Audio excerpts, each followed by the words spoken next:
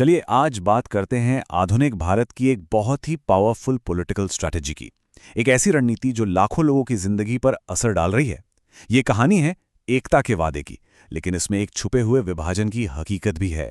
देखिए, ये सिर्फ कोई पॉलिटिकल स्लोगन नहीं है, नहीं, ये एक बहुत ही पावरफुल नैरेटिव है। एक ऐसी कहानी जो तय कर रही है कि हम कौन हैं और वो कौन है, और इसका असर समाज के पूरे ताने बाने पर पड़ रहा है। तो सवाल ये उठता है कि आखिर ये काम कैसे करता है और इसके वो कौन से छिपे हुए मतलब हिडन नतीजे हैं जिनके बारे में जानना हमारे लिए बहुत जरूरी है। चलिए साथ मिलकर पड़ताल करते हैं। तो आइए शुरू करते हैं। सबसे पहले इस पूरी रणनीति की मशीनरी को ही खोलकर देखते हैं, समझते हैं कि आखिर ये असल में काम कैसे करती है। अच्छा, तो जैसा कि यहां दिख रहा है, ये पूरा नैरेटिव 3 मेन पिलर्स पर टिका है। पहला है कल्चरल नेशनलिज्म, मतलब एक कॉमन हिंदू पहचान और उस पर गर्व करने की बात। दूसरा, लोगों को एकजुट करने के लिए बाहरी खतरों का डर दिखाया जाता है, जैसे कि माइनॉरिटीज या कोई विदेशी ताकत। और तीसरा, वो है नैतिक श्रेष्ठता का दावा, मतलब कोई भी अगर सवाल उठाए या असहमत हो तो उसे एंटी नेशनल कहकर चुप करा दिया जाता है। अब होता क्या है कि जब किसी एक पहचान पर इतना ज्यादा फोकस किया जाता है तो अक्सर कुछ दूसरी बहुत गहरी सच्चाइयां वो पर्दे के पीछे चली जाती हैं। तो चलिए अब देखते हैं कि इस स्ट्रैटेजी का सबसे बड़ा और शायद सबसे खतरनाक नतीजा क्या होता है। रिसर्च ये बताती है कि जब लगातार बाहरी खतरों की बात होती है तो पॉलिटिकल डिबेट का फोकस जानबूझकर शिफ्ट कर दिया जाता है। उसे जाति जैसे असली और ऐतिहासिक मुद्दे से दूर कर दिया जाता है। आप देखिए, नेशनल यूनिटी की बात सबसे ऊपर आ जाती है और जो सिस्टमिक प्रॉब्लम है जैसे भेदभाव, आरक्षण, वो मुद्दे पीछे छूट जाते हैं। और ये कोट ये बिल्कुल उसी बात की तरफ इशारा करता है जिसकी चेतावनी स्कॉलर्स सालों से देते आ रहे हैं कि डर एक बहुत पावरफुल टूल है, एक ऐसा हथियार जिसका इस्तेमाल अक्सर असली मुश्किल मुद्दों से ध्यान हटाने के लिए किया जाता है। तो ठीक है, अगर जाति जैसे इतने जरूरी मुद्दे से ध्यान हटाया जा रहा है तो अगला सवाल क्या होगा? लॉजिकल सवाल यही है कि भाई इस पूरे सिस्टम से फिर फायदा किसे हो रहा है?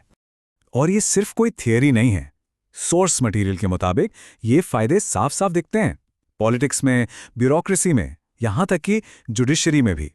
इन जगहों पर अपर कास्ट ग्रुप्स का रिप्रेजेंटेशन कहीं ज्यादा है और इसी वजह से उन्हें पॉलिसी बनाने और कल्चरल नैरेटिव को कंट्रोल करने की एक जबरदस्त पावर मिल जाती है। और ये पावर सिर्फ पॉलिटिकल दुनिया तक ही नहीं रुकती, ये आगे बढ़कर अच्छी नौकरियों, बेहतर एजुकेशन और यहां तक कि जमीन के मालिकाना हक तक पहुंचती है।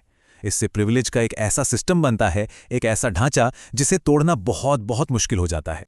और यही इस सिस्टम की सबसे बड़ी कह सकते हैं चालाकी है। ये एक फीडबैक लूप बन जाता है, एक दुष्चक्र।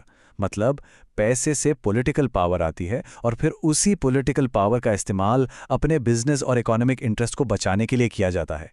ये साइकिल बस चलता रहता है। लेकिन अब यहाँ एक बहुत बड़ा पैराडॉक्स है, एक पहेली। अगर ये सिस्टम सिर्फ कुछ खास ग्रुप्स को ही फायदा पहुंचा रहा है तो फिर वो समुदाय जो खुद हाशिए पर हैं, उनमें से कुछ लोग इसे सपोर्ट क्यों करते हैं? ये एक ऐसा सवाल है जिसे समझना बहुत जरूरी है। तो इसका जवाब मिलता है यहां। इस अपील के पीछे कई वजहें हैं। एक तरफ हैं लोक लुभावन वादे और सरकारी वेलफेयर स्कीम्स जिनसे तुरंत फायदा मिलता है, तो दूसरी तरफ है एक बड़ी यूनिफाइड हिंदू पहचान का हिस्सा होने का इमोशनल कनेक्ट, और साथ ही दूसरे बाहरी ग्रुप्स का डर भी दिखाया जाता है। ये सब मिलकर एक बहुत ही पावरफुल कॉम्बिनेशन बनाते हैं। लेकिन इन शॉर्ट टर्म फायदों की एक बहुत बड़ी कीमत भी हो सकती है। रिसर्च के अनुसार जब एकता पर इतना ज्यादा जोर दिया जाता है तो जो दलित और दूसरे मार्जिनलाइज्ड कम्युनिटीज के स्पेसिफिक मुद्दे हैं, जो उनकी अपनी कल्चरल पहचान है, वो अक्सर साइडलाइन हो जाती है, नजरअंदाज कर दी जाती है। तो सवाल ये है कि इस पूरी कॉम्प्लेक्स सिचुएशन को देखते हुए क्या इससे बाहर निकलने का कोई रास्ता है? सोर्स मटेरियल कुछ बहुत ही पावरफुल स्ट्रैटेजीज की तरफ इशारा करता है जिनका इस्तेमाल एक्टिविस्ट और स्कॉलर्स इस नैरेटिव का मुकाबला करने के लिए कर रहे हैं। और ये सिर्फ सड़कों पर प्रोटेस्ट करने की बात नहीं है। जैसा कि यहां बताया गया है, ये एक मल्टी प्रोंग्ड अप्रोच है, मतलब कई मोर्चों पर एक साथ काम करना। इलेक्शन में अपनी भागीदारी मजबूत करना, कानूनी तरीकों का इस्तेमाल करना, अलग अलग जातियों के बीच गठबंधन बनाना और इंडिपेंडेंट मीडिया का इस्तेमाल करना, मतलब सिस्टम के अंदर रहकर ही उसे बदलने की कोशिश। इनमें से एक बहुत ही इंटरेस्टिंग टैक्टिक है स्ट्रेटेजिक नो वोट। इसका मतलब है कि एक कम्युनिटी मिलकर ये फैसला करती है कि वो अपर कास्ट कैंडिडेट्स को वोट नहीं देंगे ताकि पॉलिटिकल पार्टीज पर प्रेशर बने। ये अपने वोट की ताकत का इस्तेमाल करके सीधे सीधे कैंडिडेट के सिलेक्शन को प्रभावित करने का एक तरीका है। तो आखिर में ये पूरा एनालिसिस हमें एक बहुत बड़े यूनिवर्सल सवाल के सामने लाके खड़ा कर देता है।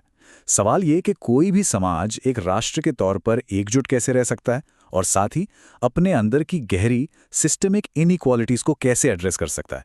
ये सिर्फ भारत की कहानी नहीं है, ये आज दुनिया भर की डेमोक्रेसीज के लिए एक बहुत बड़ी चुनौती है।